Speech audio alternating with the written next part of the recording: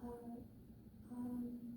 So if you look up, this is approximately what you would be seeing, I believe. Oh, it's already 2. If you were to look up in the sky right now, like the date is accurate, the time is accurate.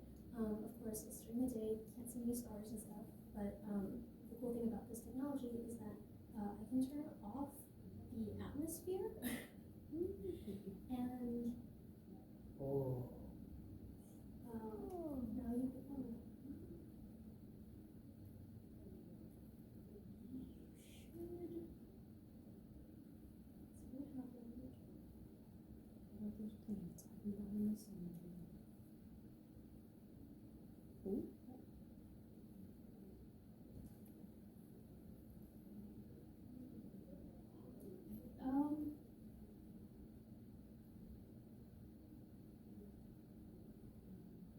you can let me try this once more. So sorry.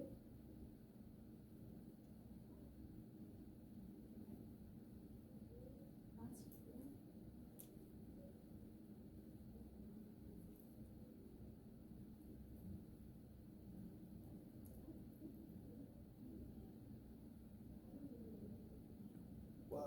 There we go. That's what I was missing, stars. Yeah, so, yes. So if we can have the atmosphere, right now this is what we would be able to see. You can see right now, see if this works. Yeah, so we have some of the planets that we can see, Mars and Jupiter, Uranus. The sun is over here right now. Mercury is next to it, Venus and Saturn. So if you notice, there's sort of like an imaginary line that sort of you can trace all of these planetary bodies across the sky. That is called the zodiac. It's the path that the sun takes through the sky, and about 8 degrees on either side is where you will always find the planets and the moon. Yes. So, as I said before, this is as if we were standing in Richmond, Indiana. So that is the northern hemisphere. I am able to advance the time, and I'd just like you to take notice of sort of like how the stars and the planetary bodies are moving. I'm going to put this on, I guess I don't know what to call it exactly, but it keeps where the stars are now, so you'll be able to sort of like follow a line that all of these stars move as hours pass. So as you can see, of course, everything moves from the east to the west. There's the sun again.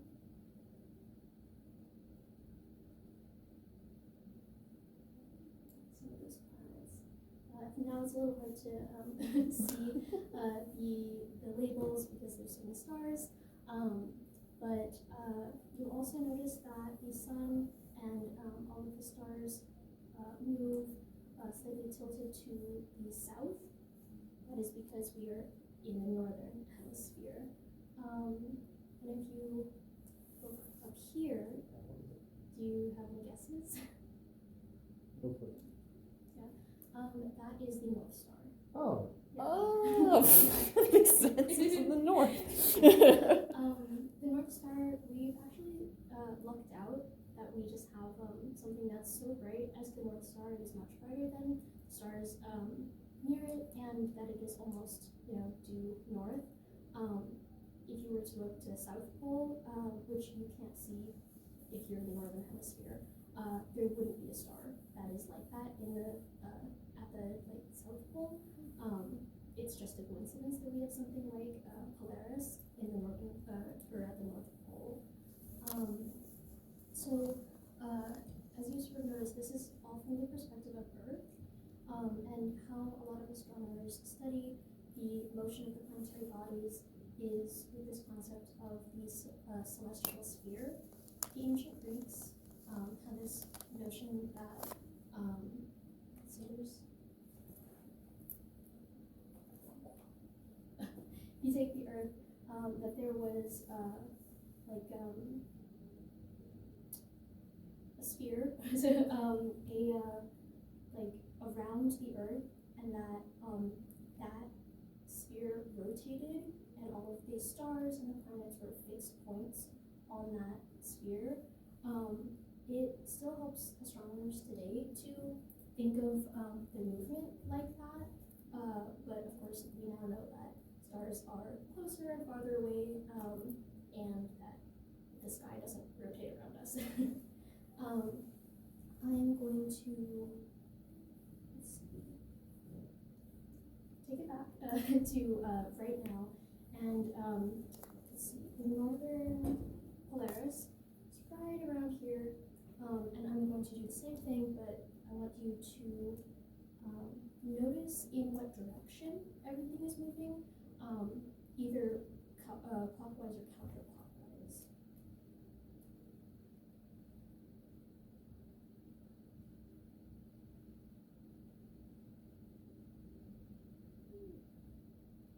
So I'll not go all the way around, so it's easier to see.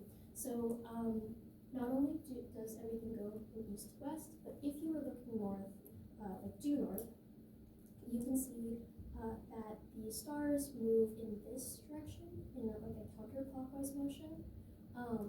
That is just perspective. So if you were to be looking in due south, like say like how you were sitting, everything would appear to be moving clockwise. And so if we were able to see the southern pole, it would be as if everything was rotating around, maybe like an invisible point at the South Pole, clockwise. With the planetarium, I'm also able to change where we are on Earth. So we've just been looking at what all of this looks like in Richmond, but now I've done something, taken us to the North Pole. So you can see that every direction is south. So it is. So there's no east and west. I mean, imagine if you were like on the top, quote unquote, of the world, everything would be in relatively to the south. And so the North Pole used to be up here, North Star I should say, and now it is directly above us. And you will notice when I do this time lapse again, that the stars and the planets are going to do something pretty interesting.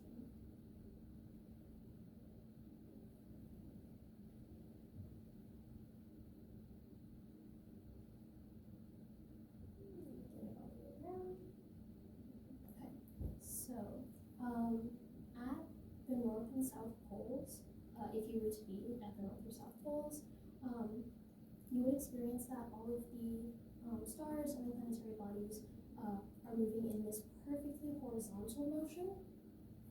Once again, still clockwise, counterclockwise if you are looking from the North Pole, but you can see that the sun never sets. This is just like during the time of year that we are. So at the solstice, I believe the sun would be right at the horizon line, and then after there's some parts of the year that the sun will never rise. If you are thinking of the celestial sphere, there's a concept of the celestial equator, which sort of sounds like what it is. It's an imaginary band that would go around the celestial sphere, and if you were on the North Pole, that is the horizon line where you are able to see the stars. So on the North Pole, you would never be able to see any of the stars or planets if they are below that that line, and then it is same concept, but reversed if you were on the South Pole. Let's see if I can show you the South Pole.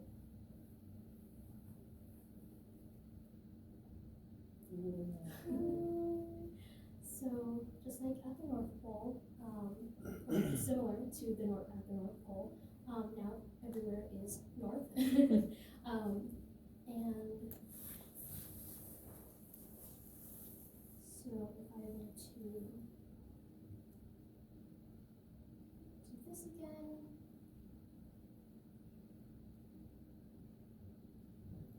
you can see that right above us there is no star that is much brighter in comparison to the other stars around it. Again, that is, we've just lucked out that we have Polaris in our northern hemisphere at the North Pole. And interestingly, everything seems to be moving in or appears to be moving in a clockwise motion. It's not that, things are moving in a different direction if you're, depending on which hemisphere you're at. It's just like a matter of perspective, which direction you're facing, and then where you are on the Earth. If I were to go to the equator, do either of you have a guess as to how the planets would move? Straight across us? That's a really good guess. That's a guess. That is correct. Yeah. So, Really good guess. fantastic, yes. So I go to.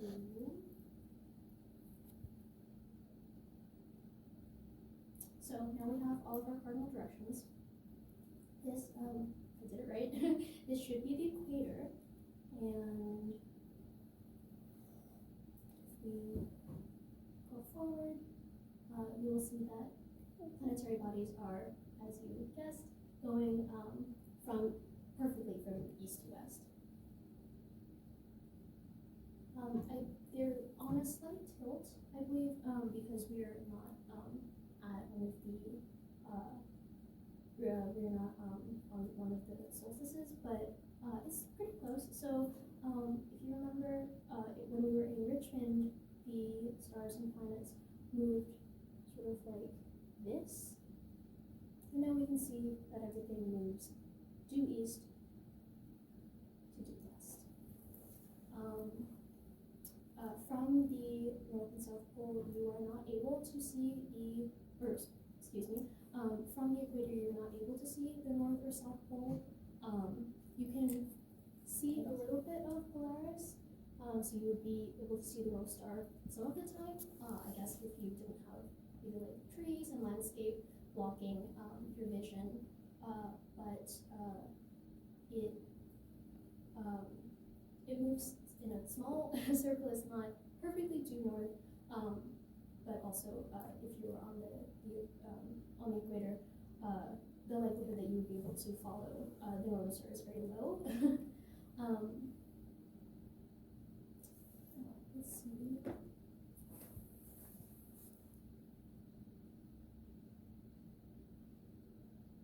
Okay. So that was like sort of my little spiel. And now is the time for any questions, or if either of you have particular interest in any planets.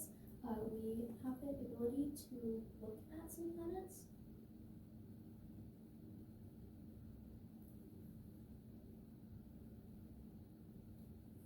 I don't know, do you have anything? No, I'm good. We can do a quick, let's see.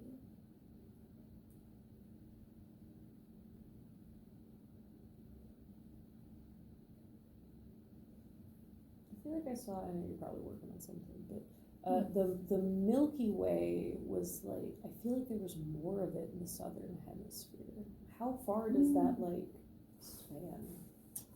That's a good question. I'm not actually sure. was surprised. You're like, well, look at the South Pole. I'm like, they have so much more Milky Way here. Yeah. Let's see. So this is taking into consideration that we're in March, late March. This says it's This is tomorrow. March 20th. Yeah. Wait, is that right? Oh, I might have. There we go. Okay, that's back to now. Let's see. So you're somewhere in the southern hemisphere.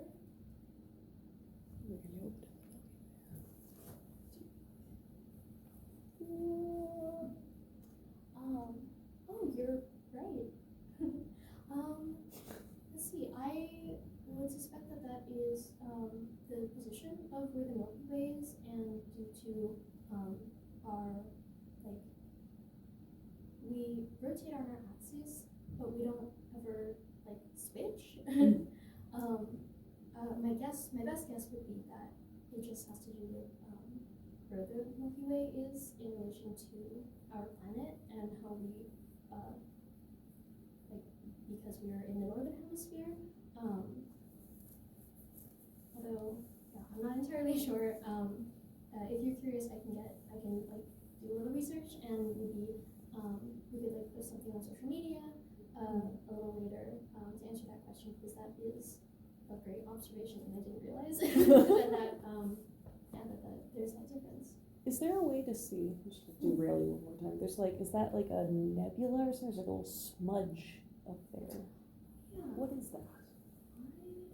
Let's see. How would I sort of, if I tilt it more, so then tilted it the wrong way. I think he's back over here. Oh, neither of you get motion sick. Oh, there it is. Above there now. Yeah. Let's see. So I have the ability to turn on some labels. Let's just see if any of these get labeled.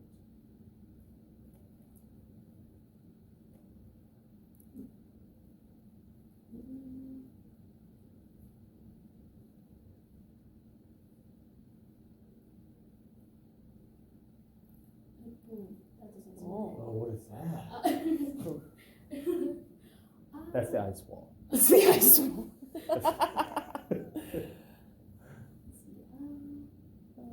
Still got your Saturn magnitude thing. Oh, There you go. there. Encircle it. It's circled. Okay. I have labels. Ooh, those are constellations. What's this? Oh, those are some stars. Getting pretty close here. Alright. Okay. Let's see. I leaned back too far. I almost fell on my chair. We're gonna need to install one of these in the house. It's So- cool. Yeah.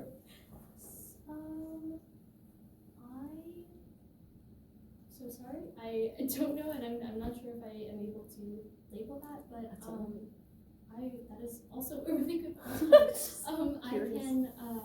I can ask one of our astronomy professors here, and I could also maybe get that posted on social media, because I would now also like to know what that is. When you say social media, Oh yes. do you know Facebook, Instagram? Just so I know where to look. Right. I believe it might be probably on Facebook. On our Facebook.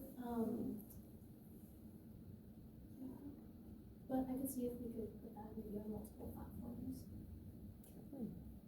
Because I think that those are two very interesting questions that other people would appreciate knowing. I know I would. I forgot that there's something pretty cool that we can do here. Let's see if I this off. So once again, these are our constellations. Let's see if I can go back to where we are in Richmond. Sorry, I'm gonna answer this phone call. I'm so sorry to do this to you.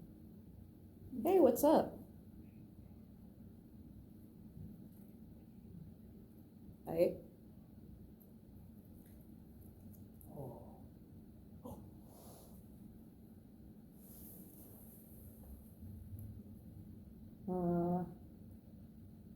I don't think I need any bookshelves.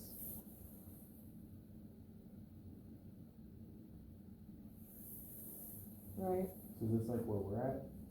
Yes. Oh, gotcha.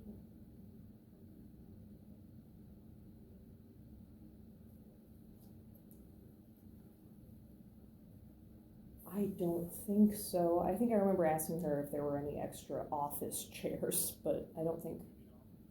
Yeah, I need at least one. Yeah, I mean, my office chair in my bedroom sucks, but I'm actually at a planetarium show, so I'm gonna. Oh, it's okay. It's okay. I got a call from my dad. I had to make sure it wasn't super duper important. So.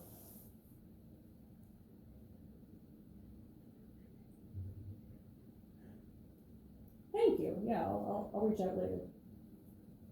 Love you. Bye. Scorpio.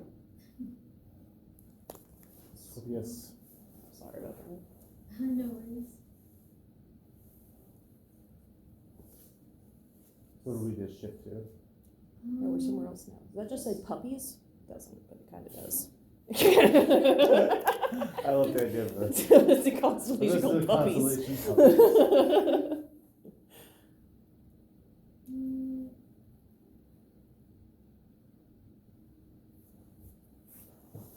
Cepheus and Cassiopeia. I remember a story about them, and I don't remember what it is. You're welcome for bringing that to your attention.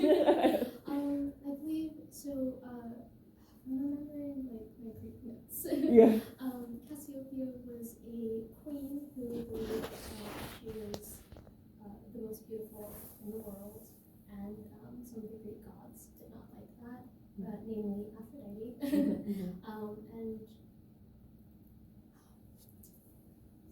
something bad happened to her because of that. Hebrews don't remember, but it turned into a constellation after she died. Yeah. Oh, so many of the stories. There's like sometimes people are made constellations because they're awesome, and other times it's like a punishment. Yeah. Right. It's like, I'm gonna make you a constellation because how awesome you were, and to punish you, For so I'm gonna throw you in the punishment. sky. Let's see. So these are a lot of the Western constellations. I think I've gotten back to where we would be in Richmond. About like right now. Again, if we didn't have the atmosphere, these are like the stars and the constellations we would be able to see. Right Taurus is huge compared to Orion. Yeah. An interesting thing that we can do with this technology is see different constellations or different cultures' constellations. Oh. So these would be Norse constellations. A lot of these would come from Norse mythology. Cool. Let's see. They have their own guide star. And it's on the woman's card. We have Egyptian constellations. Alright. I'm much less knowledgeable about the non-Western constellations. I think the sheep might be a sheep. The sheep represents a sheep, you see. Let's see. I do love the names of these ones, like bird. Very simple. two jaws. So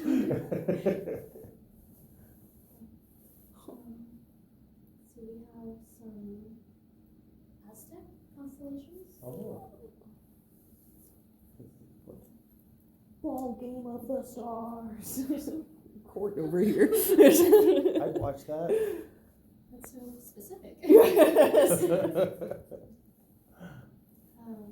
And then some Chinese, although I believe that we don't currently have any of the drawings associated. Oh, that's a with shame. these. Yeah. Is that true? That one says square granary, and there is a square. Indeed. Oh, I suppose so. Yeah. Just barely shadowed square, roughly here. Yeah, it looks like there's like some like slight reddish. Like an Like indication of outlining. the area. Yeah. Let me see if I can maybe there's more to find.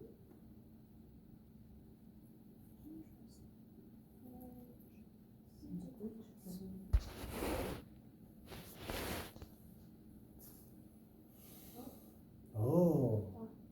Where the stars? She turned the sun off. She has too much power. You can turn off the atmosphere and turn off the sun. This little console is yeah, very so many buttons.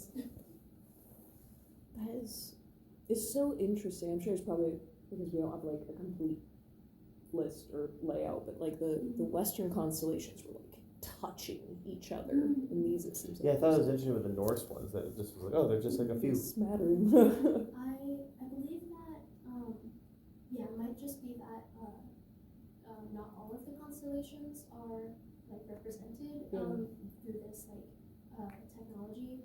Let's see if I can turn on. So here's a little fun fact. So what we know as our constellations, the stars and the lines between the stars are more accurately referred to as asterisms by astronomers. Constellations are actually, let's see if I can do this. Man, you're gonna start. Well, actually, and everybody. Well, actually, that is not a constellation. That's an asterism at best.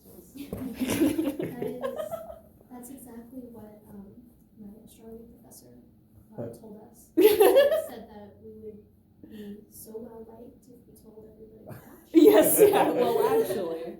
Yeah, actually, well, these are.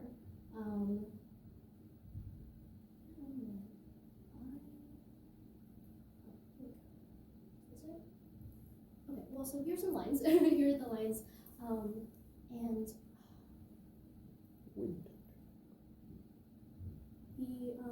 what are actually the constellations are boundaries in the celestial, across the celestial sphere. So the constellation of, say, Little Dipper includes all of the stars around the Little Dipper as well as the stars that specifically make up the Little Dipper.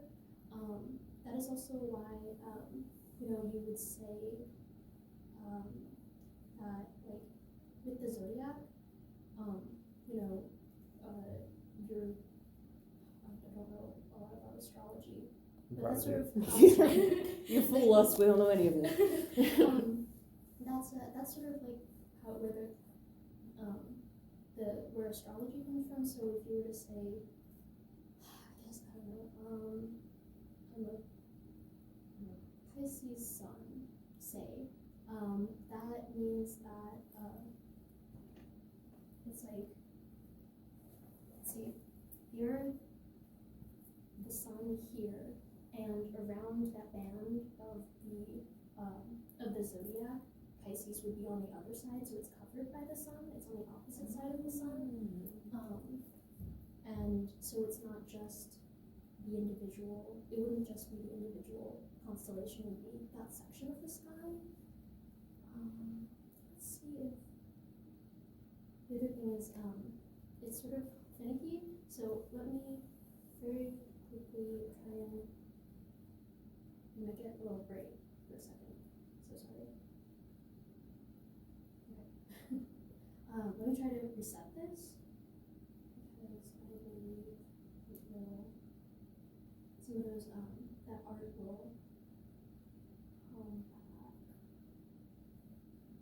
Okay, there are the stars. Okay, there's the arch. And then let's see. So the stars, the lines associated, and the boundaries. There we go. So all of these boundaries, again, technically, that is what astronomers mean when they refer to constellations. constellations, it's the areas of the sky, whereas the what we colloquially know as constellations are asterisms. I wonder if I could do this. There we go. So this is going forward in time. So this is midnight. So of course now we can see different constellations in our sky. Again, this should be, or this, double check. Yes, this is in Richmond, Indiana. Yeah, so you can see Polaris right up there is attached to interesting names. I wonder if this is the Western names.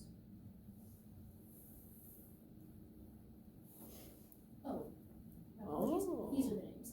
What we were seeing earlier were the star names. So the lesser known. So yeah, so Polaris is connected to Ursa Minor, or the Little Dipper. The Big Dipper. That's never the shape I make for the Big Dipper. Have you ever been right making the Big Dipper shape? Yeah. Oh, that's not the shape I've been making. What shape is it? I think I cut off all of his head and I just do like the hips and the tail. Like there it is, the Big Dipper. All the legs, the front torso. Oh no, yeah. Well, when I say the Big Dipper, I'm talking about the part that looks like a dipper. Oh, so you're also talking about the tail and the hips. Yeah, that's the only part I've ever counted. And that's when I always say, well, actually, people, and I say it's actually a big old bear. Well, actually, it's an asterism. It's not a constellation.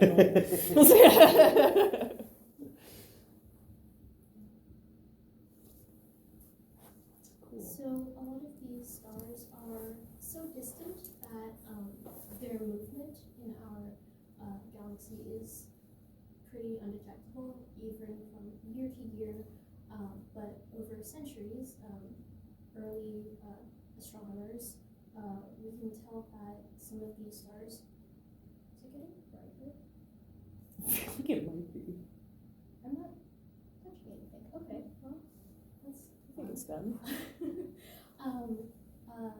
The more distant stars, of course, do move, but nothing is stationary in the universe.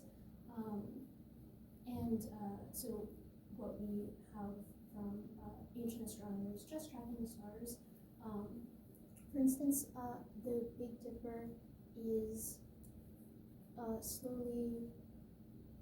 Oh, it's darker now. It's darker. Very strange. I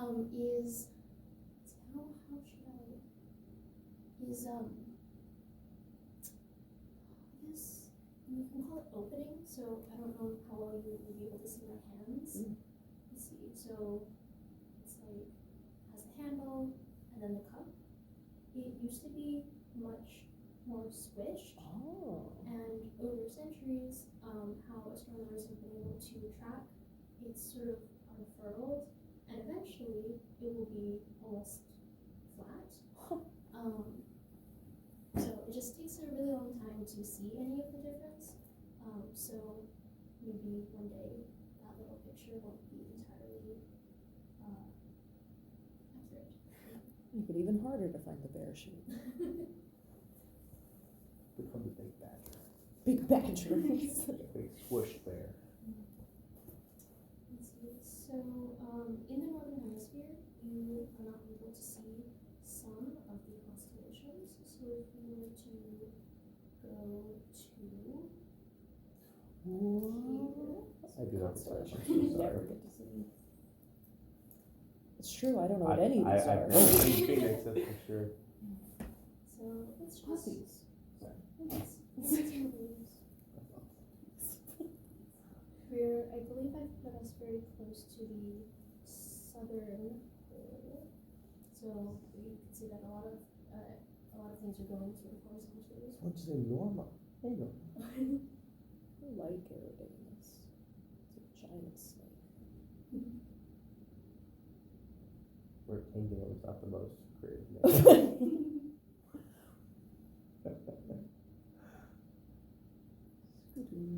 Let's see if I can. So let's see, where are the planets? Not something. That it's, looks. it's something. Let's see if I can pull out the body labels. Okay. Oh, that's the moon. Ah, there we Very go. bright. Moon is not as bright as that. Let's see. Where any of the other planets? They're gone. Okay. You already know. The southern hemisphere doesn't get planets. Yeah. Those are ours. it's just northern hemisphere. We're lucky that way, like Polaris. Let me go back to the northern hemisphere. Booties. That's not what this is. I'm sorry. Where are the planets? Gonna teach you guys about sorry, excuse me. Okay, well, so you can sort of see that, so these are the planets' orbits. Oh. So, well, you can't see the planets for some reason, apologies. You can see that, again, the path that all the planets move they are very close together.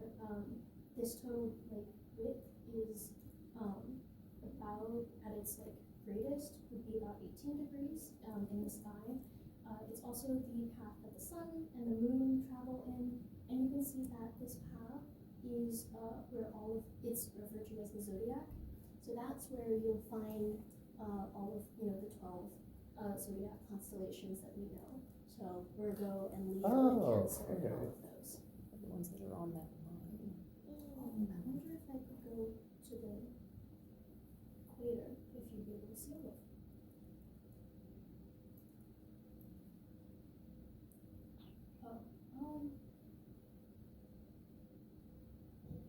You can see more of them. If you go to the North Pole, would they all be along the edges? You only see half of them then, I suppose.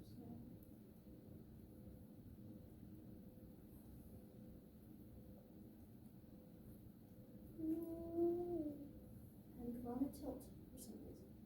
I believe that is because of the time of year we're at, so it's around the middle of the globe. Mm-hmm.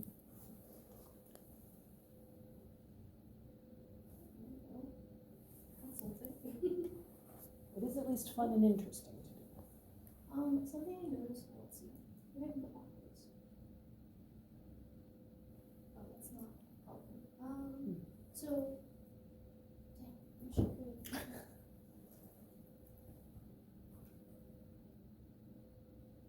There are so many buttons, everything is happening.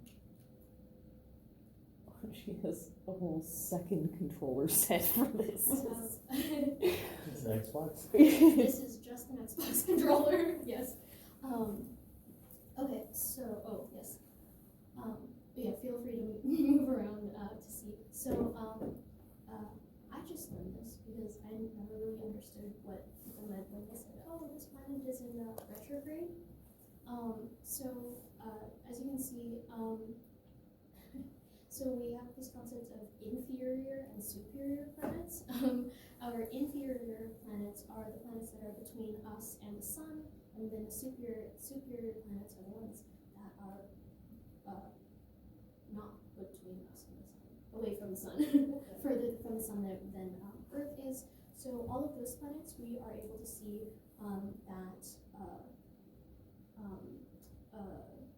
orbit. Yes, yeah, orbit. And so that orbit would go all the way around. But these two, so the smaller one would be Mercury and then Venus. So when they say that a planet is in retrograde, that refers to when, because we can see a Mercury and Venus's full orbit, they don't orbit wider than us. At certain points, as they're going around, we pass them, and then it looks like they double back on themselves in the sky and appear to be moving backwards. So here, in this motion, left to right, and then right to left. So from here, going this direction is what we refer to as that planet in retrograde. It's also the closest that we're ever towards or to Mercury or Venus. You can also think about it like if you're in a car and you're passing somebody like next to you, for a little bit, if you look at the car that you're passing, it looks like they're moving backwards. Of course, it's not that they are moving backwards, it's just that you are passing them. We're going faster, and so in our sky, it just appears during certain times that the planet's orbit is reversing. So that is what people refer to as like a planet in retrograde. Also, man, can you hear me like extra loud when you're right now? Yes. Yeah, me too. Whoa. It's like you're in my ear. The dome is has weird things with sound. Now that I know what retrograde is, I can start misusing it. Like, Saturn's in retrograde. Right. Wait.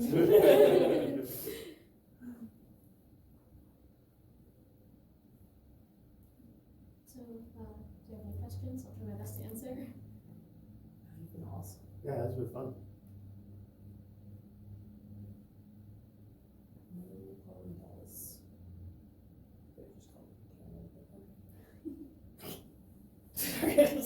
You should rename all of them like what were the ones that were simply named the Chinese ones? yeah, there was a rectangle. Yeah. Yeah, we'll just like we'll call like Orion just dude. Dude, is that Dude one. to this guy. You've got fish, and then fish 2, and then fish 3. Scorpius will be bug. I'm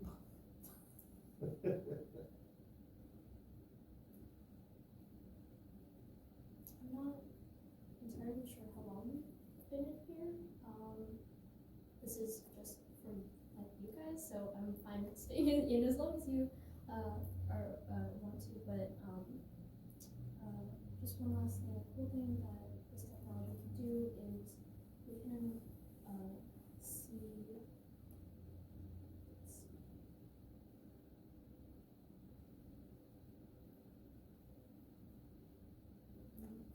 Maybe. Well, there we go. This is what it looks like. The sky literally fell down. Whoa. Whoa! So now we are looking at Saturn. Oh, sick. cool. Let's see. So yeah, we were able to visit a lot of the planets. Of course, you can see the rings, and I believe these are the orbits of the. Let's see. I put it directly above us. I think it's a little easier to see from everywhere. Whoa. Cool. You can see these lines are all of the moons, all of the orbits of, maybe a few of the moons. I believe Saturn has a lot of moons.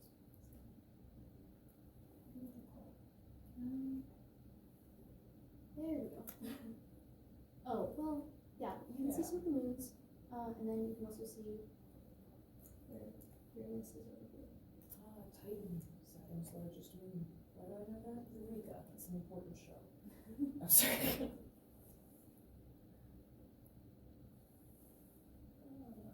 That's cool. This is super cool. And there's the sun, and Mars, and Earth should be somewhere further.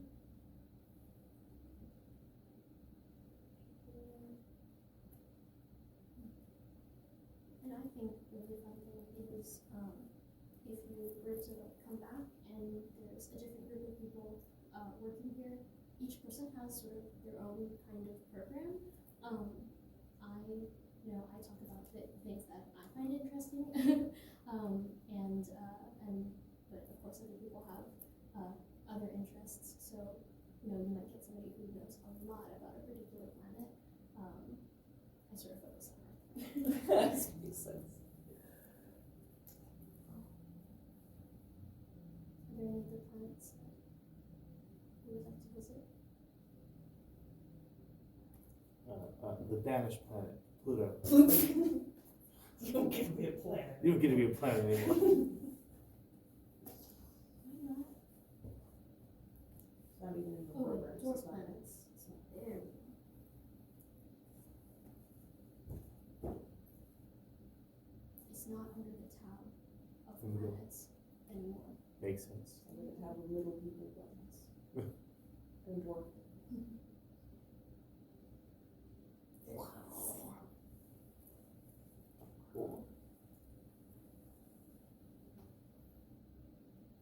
I forget which. Well, for some reason I didn't know Pluto had moons.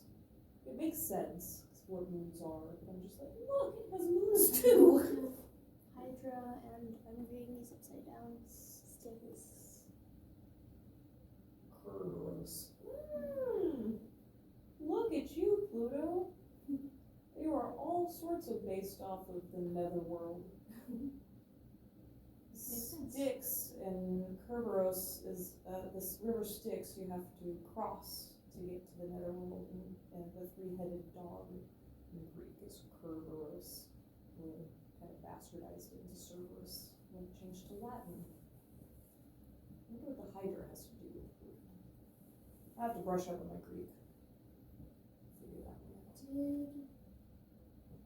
It was Hercules who had to kill the Hydra. Yeah, he did kill a Hydra. The one with the multiple Yeah, heads. yeah, he cut off a head more.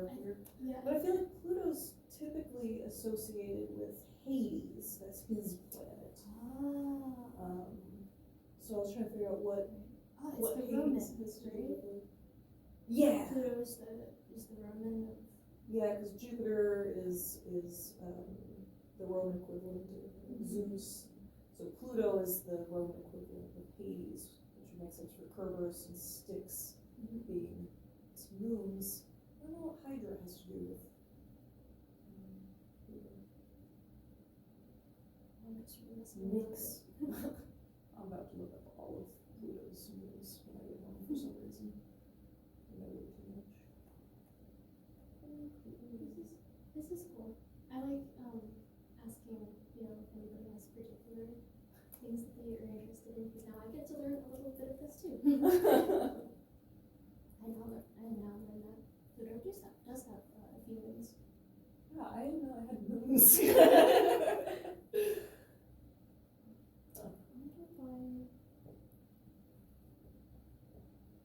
Oops. Oh, I've turned off the planets. This is what it looks like without planets. Clicks on that, we just all disappear. We got it. I'm gonna turn off the planets. Gone.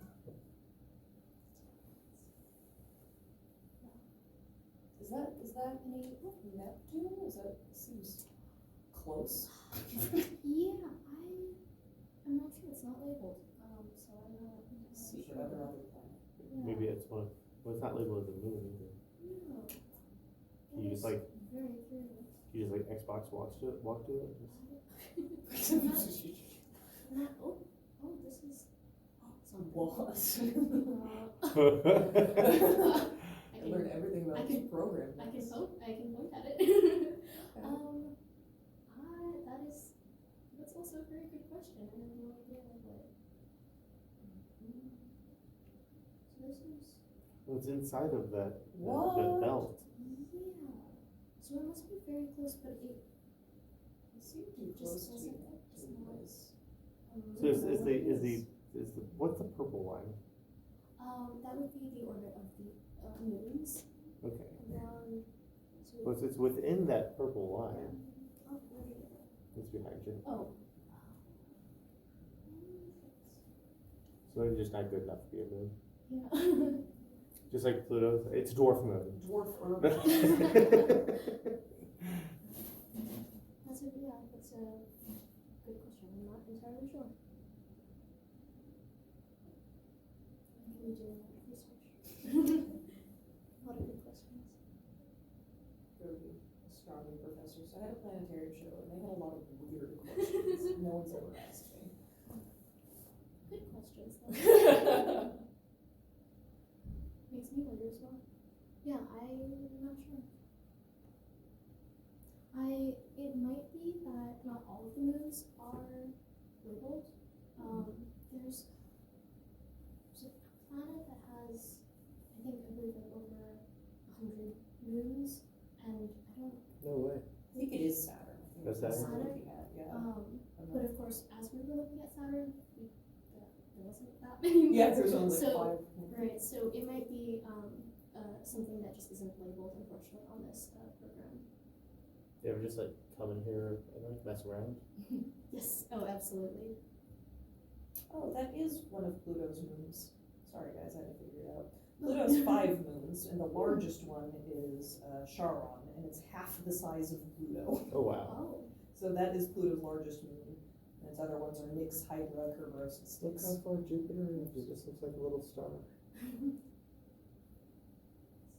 Oh, Charon is the operator of the boat that takes you across the river Styx. You're welcome to bring all the mythology.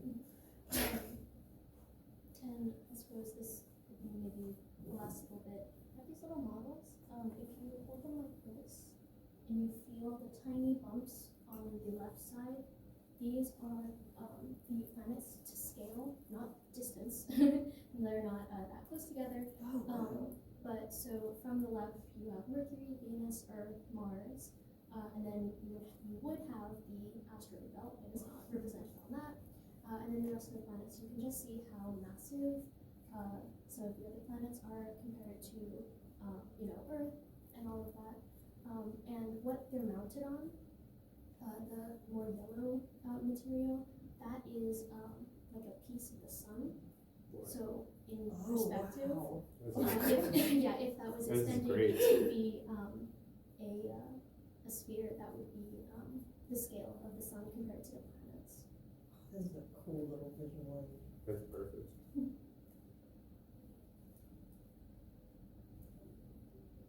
Jupiter and Saturn are real big, but Neptune and Uranus are smaller than I thought they would be. I just kind of assumed everything on the other side of the asteroid belt was equally large.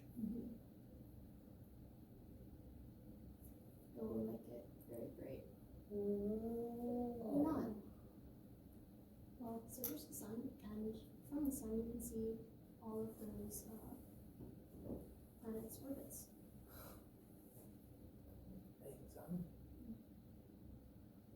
Blue sunspots for us. Yeah, when I was in high school, we actually had a ridiculously powerful telescope. It actually let us look at the sun really close and stuff. That's cool. Yeah, it was in a whole different building.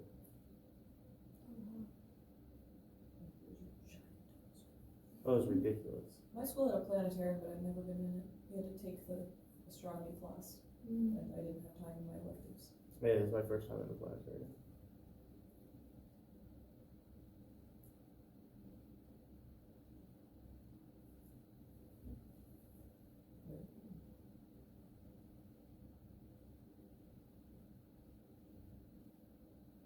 Anything else?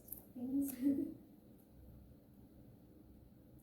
I'm quite satisfied. think You so. did a great job. It's been awesome. Thank you. Enjoyed it a lot. And I think we will wrap up here. Sounds good. Thank you. Appreciate it. I can turn on the light again, although this is